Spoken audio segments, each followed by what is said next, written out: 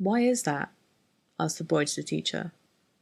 Promptly and without hesitation, the teacher ignored his question and replied, "You must raise your hand to ask questions. Do not blurt them out." She then, without the slightest change in tone, resumed the lecture right where she left off. Being not one to disobey, he simply nodded and continued his attempt to understand the complex mathematical concepts in which she was teaching. He scribbled down notes as quickly as he could, yet he was still unable to catch up with the monotonic drone of her voice, nor the immensely scripted and impassionate flow of her drawings and bulletin points. As instructed, he raised his hand for a question, to which the teacher said, "I will take questions at the end of class." With his thirst for knowledge unquenched, the boy put his hand down and nodded with visible obedience, yet invisible disappointment. To that regard, he continued anxiously scribbling down notes until, finally, the bell rang and the class was dismissed. As instructed, the boy approached the teacher and asked, "Why is that the derivative of cosine of x is sine of x?" To which the teacher replied, "We will discuss the theory behind it next week. For now, do your homework." "Okay, well, I guess I'll see you tomorrow then. Have a good rest of your day," replied the boy. "You too. See you tomorrow." When he got home from school, the boy immediately began working on his homework. Although it was difficult at first, his intelligence allowed for such difficulties to evaporate. The homework then evolved to be more of a nuisance than a tool of learning. As such, he finished all his assignments within 2 hours. The boy then began playing video games, during which a friend texted him and asked whether he wanted to hang out. Having not seen this particular friend in a while, he asked his mother if he could go. To this she replied, "Ask your father." "Okay," he said, and went out to the backyard to ask his father, to which he replied, "I actually need help raking these leaves and hauling them to the dump. After that, you can go." The boy promptly nodded, picked up a rake, and began working as quickly as he could. But of course, the task took almost 2.5 hours, and by this time, dinner was ready. The boy texted his friend, "Hey man, I just finished helping my dad rake the yard. I'll come over after dinner." A few minutes later, his friend replied, "I'm not feeling like hanging out anymore. I'm honestly pretty tired." Disappointed yet understanding of the situation, he simply shrugged, put his phone away, and sat down with his family. At the dinner table, his mother asked, "How's school going?" "It's pretty good. I have all A's." "Hey, good job, buddy," began his father. "Have you selected your major for college yet? There's only a few months until you graduate." "Yeah, I was thinking I want to major in philosophy." His father chuckled and said, "Well, there's no money in that. You're good at math. Why don't you major in accounting?" The boy shrugged and hesitantly responded, Yeah, that would be a good idea." The conversation shifted to the meaningless yet practical contemplation of whether or not they should purchase a new couch. Leaving the metaphysically wearing thought of becoming an accountant to bounce around in the background of his mind, the boy simply continued eating. Stripped of all his passion, he listened indifferently to all the dreary happenings of adult life. That night, the boy laid in bed staring upon the darkness of the ceiling. He thought to himself, "Why must I ask for knowledge and receive nothing but more questions? Why must I follow all these rules, yet receive nothing but more rules? Why must I work so hard, yet receive nothing but more work? Why? Why? Why must this be this way?" A few years passed, and the boy was now in college, working towards an accounting degree. One day he had a spike of courage, and he called his father and said, "Hey Dad, I think I'm going to change my major to philosophy." His father then replied, "Well, if you do that, you're going to have to pay for college yourself."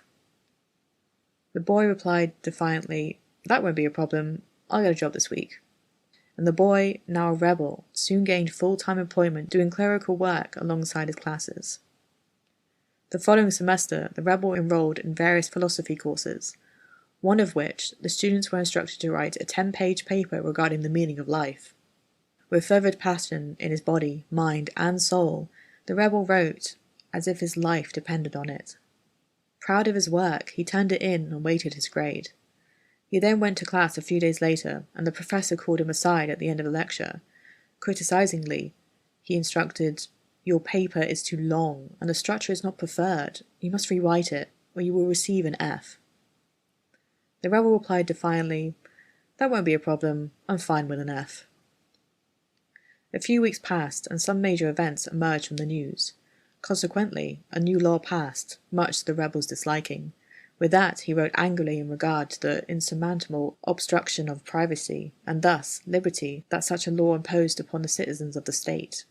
He sent his writings to his legislators, and he continued to write passionately in blogs and social media regarding the law. In doing so, the rebel became the head of a whole new movement to reduce the power of the government.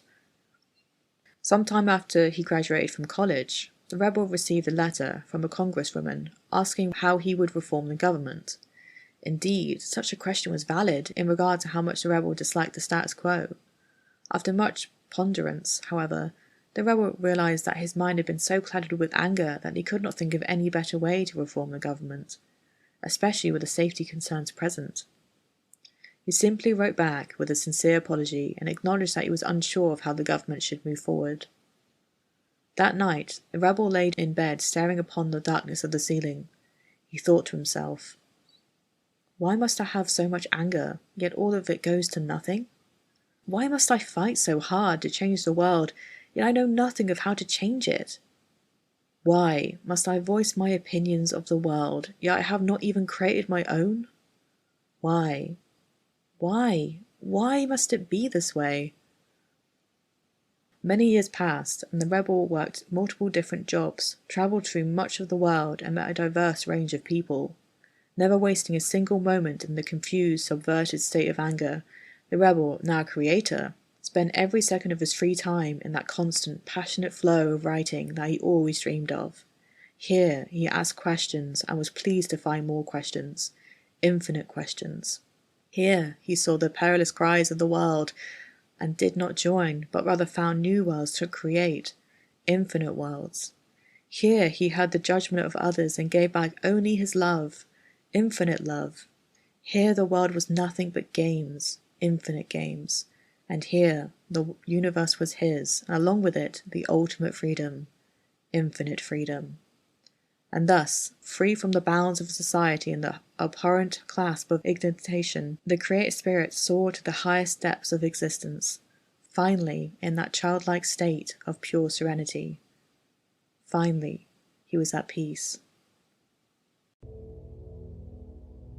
In Thus Spoke Zarathustra by Friedrich Nietzsche, he writes a series of philosophical speeches from the perspective of ancient protagonist Zarathustra, one of which, titled On the Three Metamorphoses, begins as quoted, Of 3 metamorphoses of the spirit I tell you, how the spirit becomes a camel, and the camel a lion, and the lion, finally, a child. You see, Nietzsche believed wholeheartedly that the spirit, that entity which embodies the life force of the human being, has the potential to grow and develop over time. The lowest form of the spirit, the camel, is that which is enslaved and tied with the bounds of society. Consequently, Zarathustra compares society to a dragon whose name is Thou Shalt.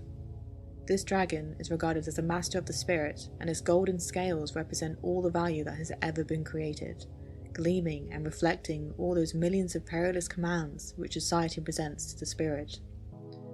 To that regard, the camel is imprisoned by the dragon, forced to do its bidding. Yet, one mustn't think of the camel as weak, for it bears all the weight of the dragon, carrying this burden wherever it goes.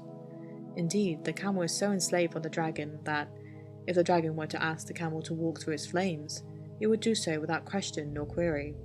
The camel accepts false truths, loves those who hate it, and does whatever it's told. Yet the weight is too much to bear, and thus the camel marches into the desert, the loneliest and most barren of deserts. Here, Zarathustra declares the camel becomes the lion, and the lion, with its mighty roar and sharp claws, desires nothing more than to defeat, once and for all, its master, its lord, its god, the dragon. Thus, to every thou shalt that is reflected off the seemingly invincible scales of the dragon, the lion roars with pride that subtle yet stern and lovely word, no. The lion declares no to duty, no to values, and no to each and every scale, fiery breath, and evil glare of that dragon. Yet, as Zarathustra declares, the lion has not the ability to create new values. No, all the lion can do is fight for the freedom to create new values. Thus, there is one final metamorphoses. That is, the lion must finally become the child. But why? Why would a mighty, ferocious beast need to become a child? Well, to that regard, I'll leave you with the words of Zarathustra. The child is innocence and forgetting, a new beginning, a game, a self-propelled wheel, a first movement, a sacred yes. For the game of creation, my brothers, a sacred yes is needed. The spirit now wills his own will, and he who had been lost to the world now conquers his own world. Thank you for listening.